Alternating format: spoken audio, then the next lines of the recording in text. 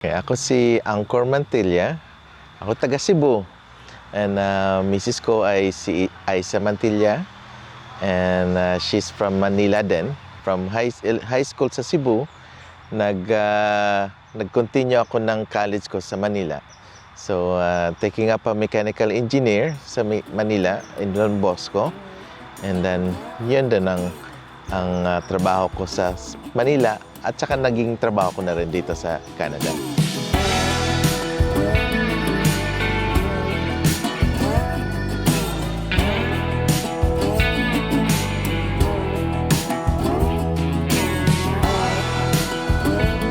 Ito, ang lugar namin, pinapangalan namin ng Little Blue Farm. And ang story na yan kasi ay mayroon kaming favorite movie ng misis ko. Sa Netflix, mag-asawa, bumili sila ng farm. Kaya dito kami nakakuha ng ideas na mag-build up kami ng let's start for a hobby farm. So we have this 5-acre na property namin. So na-develop namin, pinapilinyahan ko ng sa mga camper, pinalinyahan ko ng mga water line, electrical line. Sa simula, wala talaga kaming plano. Bumili lang kami ng malaking lupa para sa mga bata at sa apo ko in the future. Kaya meron kaming malaking hub dito sa Canada kasi kami yung first generation dito sa Canada sa mga anak ko. In case na lumaki na anak ko, magkaasawa na sila, meron kaming malaking pwesto na pwede dalaw-dalawin sa mga apo sa next generation to the next generation. Ito yung gusto kong ma-envision na itong lugar na ito.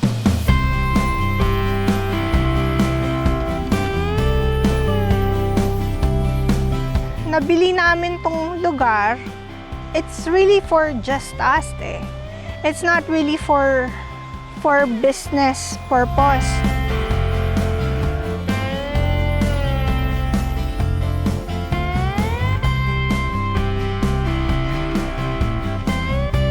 Nangyari ang COVID, so mga kaibigan namin sila sa Ajax or by that time pumunta sila ng Blue Mountain.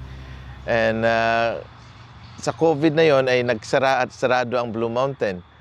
So tumawag sila sa akin kaya magdalaw sila kung tignan yung lugar.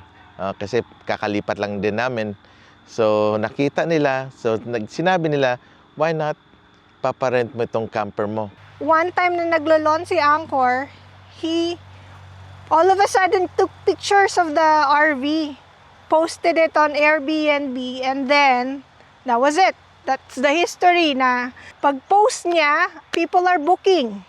So we had to rush. We had to dig for the electricity, the water, everything.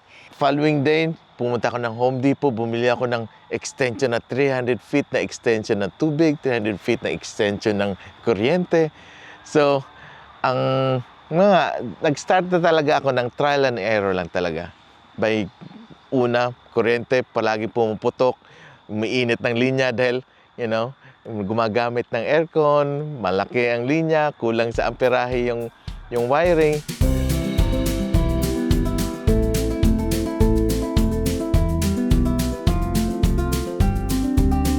From one camper sa pangalawang camper, naging 3 camper, naging 4 na camper. Ngayon may 5 kaming camper ngayon para sa mga guests natin.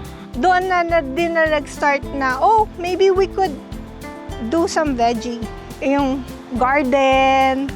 And then he was thinking, we can do solar. So when he was building up the solar, sabi ko, aanhin mo yung space sa ilalim.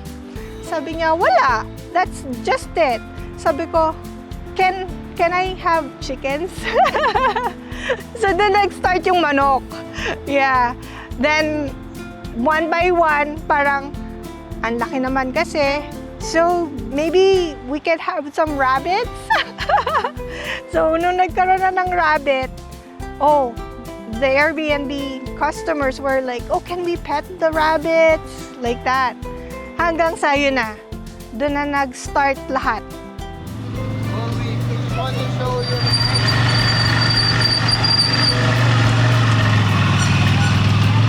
My name's Emil. This is Lobo Farm. Let me show you a tour. First RV is what we started off with when we started at Airbnb. It's near the pond. We have trout and bass. If you catch a big one, at least come and show us. So this is our second one, just installed, so we're gonna add some more stuff to it. There's our campfire, make you all cozy. There's our second one. This path leads you straight to the third one. It's all the way at the back, so I think this is the most private you can get. This is the back camper.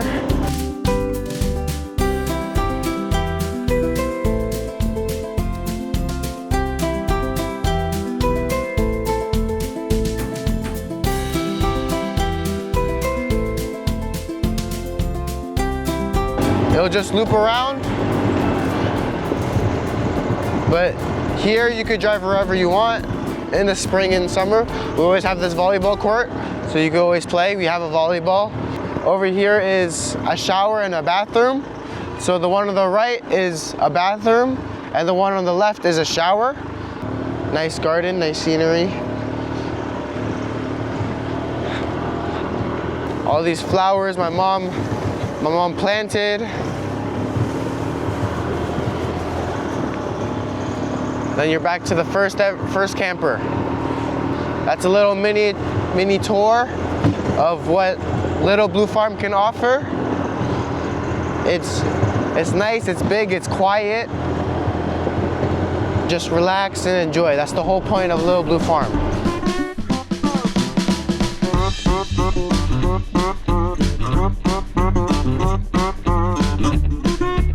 Lahat ng mga plano mo, lahat ng mga ambition mo, may mga hadlang. Sa ngayon, ang ginagawa ko ay may mga positive thoughts akong ginasabi na kaya ko ito masusulbahan, and mag-relax lang muna ako. Relax muna, i-set up ko yung minds ko na itong lahat ng mga issue at saka mga problema na ma-overcome, mapabahala na sa Panginoon. Siya na mag-guide sa akin. And eventually, may solusyon na pala. Madali lang. So, dumadami yung mga camper ko, dumadami na camper ko dahil sa marami na rin nagbo-booking sa akin. So, eventually, every year, nag-invest ako na pa isa-isa.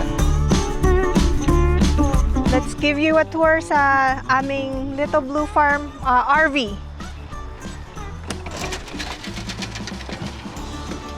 You're here in the living room, dining kitchen. We have the dishes, may oven to cook. We have the fridge, and then moving forward would be the washroom. When you're here, you can open the aircon. You are provided with a heater kung malamig. Outside, you can do fire pit. You can do fishing sa fish pond. Water is well, so if you need to, please bring your own water bottles. There's a hot water, there's cold water. You got electricity in the RV. So, yeah, basically like a home.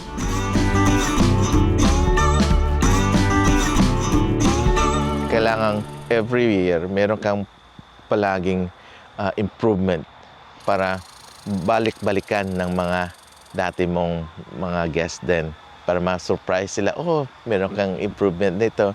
Oh, you put up a new washroom, yung mga toilet and shower sa labas. Oh, dumagdag na yung mga ATVs mo. Naglalagay ka na ng volleyball court. Iniisip ko ngayon, maglalagay tayo ng parang hot tub na for future din sa mga guests natin. Hindi lang maboboard sila sa camping experience, kundi ang yung facilities din magugustuhan din nila. They like it because mas intimate ang dating, dahil hindi naman siya ganong kalakihan, hindi rin siya ganong kaliitan. Parang solo nyo yung lugar. Hindi nyo nakikita yung parking lot, hindi nyo nakikita yung may-ari.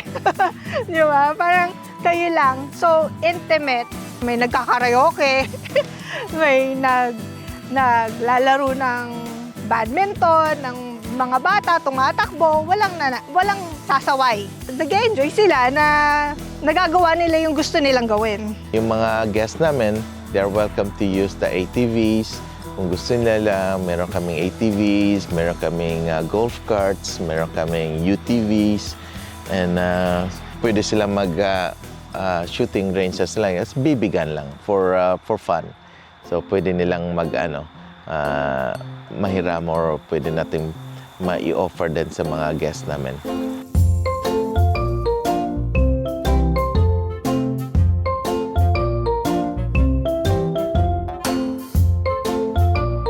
For the past 2021, 2020, 2021, 2022, every day yun may mga guests kami, iba-ibang mga lahi.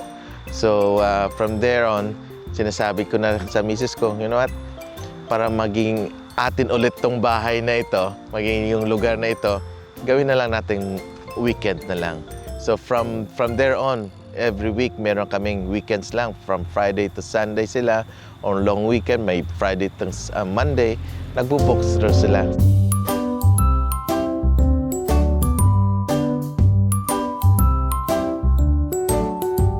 I would like to invite everyone na book kayo sa Little Blue Farm.